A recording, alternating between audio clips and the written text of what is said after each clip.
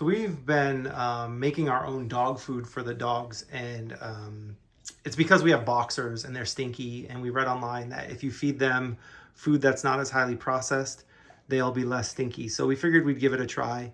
It has worked really, really well. They are much less stinky, and by stinky I mean gaseous, since we switched their food. It's a bit of a hassle to make the food though, so we've tried to find ways to do it easier and faster. One of the things that we were doing is our local grocery stores here in New England very regularly sell pork roasts with the bone in for really, really cheap, you know, between 79 and 99 cents a pound, and you can buy a lot of them. So it's really inexpensive meat. It's the kind that you would use to make like a pulled pork sandwiches with or whatever. So we've been buying those and chopping them up by hand, which is definitely time consuming and very labor intensive. Recently, I did a little research and we thought we could find a way to do it with our KitchenAid mixer. It had a meat grinder attachment, so we bought that. And that thing was just terrible. It didn't work at all. This meat, as you can see, is pretty fatty, right? So the KitchenAid would definitely get clogged up with this. We couldn't get anything through. So we went online and we did a little research and we looked around and we realized that Cabela's and Bass Pro Shop, right, makes meat grinders, pretty, you know, well-reviewed, hardy meat grinders. They call them commercial grade. Now, I wouldn't go necessarily as far as saying that they're purely commercial grade, but they are really, really strong. This is the models that they have. The one that we got was the 3/4 horsepower one. So I think it's the second one there. Yep. So it's the number 12, I believe, is what the number they have, right? Yeah, number 12. Excuse the fat on my hands. I'm processing meat here. But yeah, so we bought this and we've been very, very pleased in our first usage of it. So we thought we would make a quick review of it and share our experience. The first thing that we like is that it has this freezer collar on it. So you can put this in the freezer before you use it and it gets really cold. And what that does is it keeps the neck here cold so that the fat doesn't get all slimy when it's coming through, right? The fat has a tendency to get soft and get sticky. This thing has no problem with it. We've processed this pan here, which is a pretty large pan of meat, but we've done about half of it so far. So I think like 15 pounds, right? There's 12 alone in the container. Yeah, so there's 12 alone in the container, and there's additional 11 there, and then 2 bags, and then 11 more. So yeah, so 25 pounds, maybe something like that. And the meat comes out looking great. So here's a sample of what comes out. This is the rough cut one. There's also a fine cut model. You can put this through again and make a finer cut ground meat. But for our case, this is perfect. It basically chops everything up real small. It spits through all the fat and the skin without any problem at all. We don't have any issues with it clogging up so far. And if it does, one of the other things that's really nice is it has a reverse, so you can turn it on and then you can pop it into reverse if it gets stuck. All right, so the first thing we're gonna do is we're gonna turn it on. And you can just drop the meat in, basically. The meat goes in. If you look, there's an auger down there that's pulling it through. And you can just keep feeding it. Now you can also put a bunch in the top up here, but for us it's just as easy to kind of drop it in. And you can see how this thing is just running through this meat without any problem. And notice I'm not even pushing down with the plunger. We have a plunger. Occasionally you do have to use it if the meat doesn't get grabbed real easy, but most of the time it's grabbing it without a problem. And it really does just kind of run through. You see, we're just pushing lots and lots of meat through here without much trouble at all. And like I said, occasionally you will have to give it a little push, but I mean, this thing works terrific. So another use for this, of course, is you can make sausage. If you had some meat that you wanted to make into sausage, and you could run it through with the seasoning mix. There's processed deer. Yeah, and then another thing is if we get a deer this fall, hopefully, we could process the offcuts basically of the deer meat and make deer hamburg and make deer sausage. So yeah, this thing is really impressive. I'm quite pleased with it. I'll put a link in the video description if you want to take a look at it. See how the meat. Yeah, the meat is very fatty, and it's roast meat, so it's not tender at all. And the skin cuts. Yeah, and the skin is on here, so you can see we didn't cut the skin off. We just left it, and you just drop it in there, and it runs right on through without any issue at all. And so for what we're doing here, what we do is we put this into bags and we freeze it, you know, vacuum seal bags, so that we can make a bunch of this at once. Oh, wait a minute. And here you can see the gaseous dog. Oh yes, that is the dog, one of the 2 dogs that stinks so bad. The other one's over there laying down. That caused us to have to do this. I will say, if you have boxers or any other dog that is really stinky, and you want to make them less stinky, this does seem to work pretty well. I think it is just a byproduct of the mass-produced food that we feed them. It's not good quality, and the dog's body is definitely reacting to that. You see the auger. Okay. Yeah. Yep, we just wanted to share our experience. Once again, we'll put a link to this, and we'll put our probably put a recipe for the dog food as well, in case anybody's curious. And it has a drawer for attachments. Yes, that's true. There's a drawer for attachments, and those are all sausage attachments. It comes with a bunch of stuff to make sausage. It also comes with this plunger. So one thing that we learned was the lady at the Cabela's that I spoke to told me it didn't come with a plunger for some reason. So we bought an extra one. Now we have 2 plungers. But yeah, and Cabela's ships this free shipping, which was pretty nice. It is really heavy. It's like 50 pounds. So you will have to be careful in moving it around. But otherwise, it's a really, really nice piece of machinery.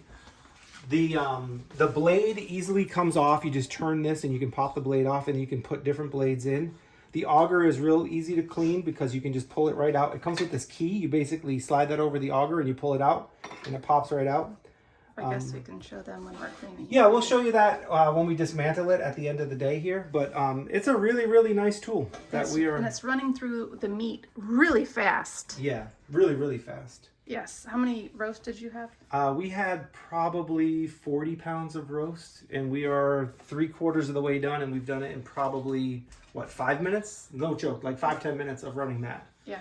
So it's really, really fast and extremely strong, because it did not back up or when get they said stuck at all. commercial, they meant commercial. Yeah, they definitely mean like it's better quality than any of the stuff you're gonna buy, like, you know, for a personal use. Now, with that said, it is a little more expensive, right? It's a few $100s compared to a personal one that you might get for $80 or $100. But from our experience, that small one that we had for the KitchenAid was awful. It wasn't worth the money that we were spending. Now, maybe for our use, if you were going to use it for something else, like maybe to just mix stuff or something, it might have been okay. Mix seasonings in. Yeah, that might have been useful, but for our use case of, you know, actually grinding meat, it was not useful at all. It clogged up super fast and just did not work. So this thing has proven itself quite quickly to be worth this value, because it would take me hours to chop this meat up into little cubes, and now we just have, you know, literally pans full of ground meat super quickly. And we have a bunch of bones left over that we're going to make stock with. So none of this is going to go to waste. We get the stock for us. The dogs get the meat. There's nothing to say that we couldn't take this meat and make something with it if we wanted to, but you know, we bought this specifically for the dogs. I think if I was going to eat it, I would probably take the skin off, because the skin's going to be tough even after you cook it. But if you're looking for a strong, you know, capable meat grinder, this is definitely something that you should look into. These machines are really good. Like I said, we have the 3/4 horsepower one. There's a half, a 3/4, a 1, a 1.5, and I think a 2. So, I mean, we're near the bottom side of it, and it's still performing really, really well. I think if you got a deer in the fall, or, you know, even an elk or something, you would be able to process it pretty easily with this machine. A bear. A bear, too, yeah. Make bear sausage and Yep. ground bear meat. So we put 47 pounds of pork through the grinder. It didn't hiccup even once. No trouble at all. We're gonna take it apart now and clean it. We've been cleaning dishes, doing dishes, you know, to clean off the area. This is what it all ends up looking like. Don't mind the fat that's in there, because that's part of the dog food, but that's what it ends up looking like. Ground up, that's 11 pounds right there. That'll be a double batch of dog food. And we also have a ton of bones left, and we're gonna boil these and make stock. So yeah, that's how that's gonna go. What we've got to do here is we have to take this apart. So to disassemble it, it's really simple. We'll take this and throw it in the sink. We will then turn this, and you can just lift that off, and you can see like it comes off the top there. We're gonna unplug it, as the wife just nicely reminded me, so I don't electrocute myself. The next piece that you do is you turn this, and this just unscrews like so. You see, this is quite beefy. This is a pretty heavy, strong piece of actual steel. It's not light, it's not aluminum. This is actual like stainless steel. And then there's some pieces in here. You can use this if it gets jammed. You can kind of slide that over, and what it does is it slides over this little notch right here, and you can pull it out. But I haven't actually needed to do that the couple times that I've opened it. So here's the first plate. That's the wide, or the not thin, I guess is the right word, grind. Coarse ground. Coarse ground, yes, thank you. And then you'll notice that there's this other blade that comes off. This blade, well, the dog is going to try and get that. This blade is what cuts it before it goes through that that grinder. So I'm going to wash that off. And then the next thing we're going to do is we are going to pull this little bit of meat out of here. You see there is some meat that gets left. That's okay. We'll throw that in the dog food. There we go. And then we're going to take this auger out. Well, there goes some more dropping on the floor. I'm making a mess here. But yeah, so then we're going to take this auger out, and the auger comes out. You can see that it's also very heavy. This is like stainless steel once again. This is not aluminum. It's very, very heavy. The next thing we've got to do is unscrew this. This is a little screw lock that holds the neck in place, that connects it to the motor. So you can just set that down, and then this whole thing slides out, and you can see the auger connection is there, and we can then wash this whole thing out just like you would do with a bottle or a cup of some sort. What we're going to do is we're going to put them in the sink here. We're going to wash them with some soapy water and then set them to the side to dry. All right, when we're done, I will come back and show you what it all looks like cleaned up, put aside, and then we can reassemble it. Okay, all of the components have been washed and dried. So the manual does say that you should wash it with hot soapy water and dry it immediately. Don't let it air dry. I don't know why that is. If this is stainless steel, you would think that it should be able to air dry, but maybe it gets spots on it or something. I don't know. I wouldn't expect that it would rust, but it does say that, so that's what we did. One other thing that it does mention is that the parts are not dishwasher safe, so don't wash them in the dishwasher. So we didn't do that. We used hot soapy water in the sink and did it. The final thing that it does say to do that we can't do right now because we don't have the supplies for, this is the first time we've used it, is it says to use a food grade silicone lubricant inside the where the motor meets the auger. So to basically lube that up, and we don't have any food grade silicone lubricant, so I'll be buying some of that. But it does say to do it after every use, so we'll start doing that once we get some. All right, so the first thing we're going to do is we're going to put this collar back on. You just slide it in, and then there's a little piece that lines up over here where you can screw this into. If I could find the line. It just gets tight and grabs. So you basically just want it to be up and down, and it won't move anymore. The next thing we do is we slide the auger in. The auger is here. You can tell that the end of the auger that needs to go into the motor is the part with the teeth on it. The other end has the part that you would pull out. So like I said earlier, this is a key to pull it out. So when you're done using it, you can use that key. Basically, all you do is you slide it in and you wait for it to click. If it's off-lined a little, you can see like right there, like it won't go all the way in. Just turn it a little bit and it'll click in. Pretty straightforward. The next thing you want to do is you want to put in the blade. So the blade has a little square cut out of it here. On the other side, it does not have that square. There is also a square at the end of the auger here that blade matches to. So you can't put it in backwards. If you put it in this way, it won't work, right? It won't seat all the way. This way, because the square is there, it does. That's actually really nice. The personal versions, like the non-professional grade ones, don't have that, and you can put it in backwards. At least the one that we had. The next thing is the grate that you're going to use. Remember, we were using the wide or the thick grate, the coarse ground. Thank you. And also, this has a key, right? So there's a little notch there, and that matches up with the key right there. So you just slide that over, line the key up, if I can do it, there we go. And it'll be flat, and you can see it's kind of level with it. The final piece that we do is we take the ring. Remember, this ring is pretty heavy. You're just going to screw it on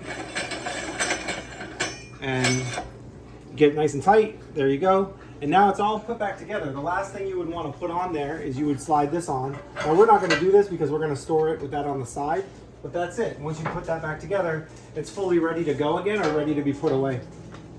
Really easy to clean, really easy to assemble and disassemble. I can't say enough of how pleased I am with the performance of this thing and the quality of the build. So good job, Cabela's and Bass Pro or whoever that originally made this. It has a Cabela's logo on it now. I don't know if it was originally Cabela's or Bass Pro Shop, but either way, it's a really nice piece of machinery and works extremely well. I'm very, very, very pleased with the performance. So once again, I'll put a link to this product in the description. You can take a look there, and I'll also put a link to the recipe for our dog food in case anybody's interested. And if anybody's interested in knowing how we make the dog food, put a comment below and let us know, and I'll happily make a video on the dog food that we make and discuss how we make it and why we make it. Other than that, if you like the video, please like the video by hitting the thumbs up and subscribe to the channel and click the little bell and you'll get notifications when we make new videos. I appreciate your time and thanks for watching.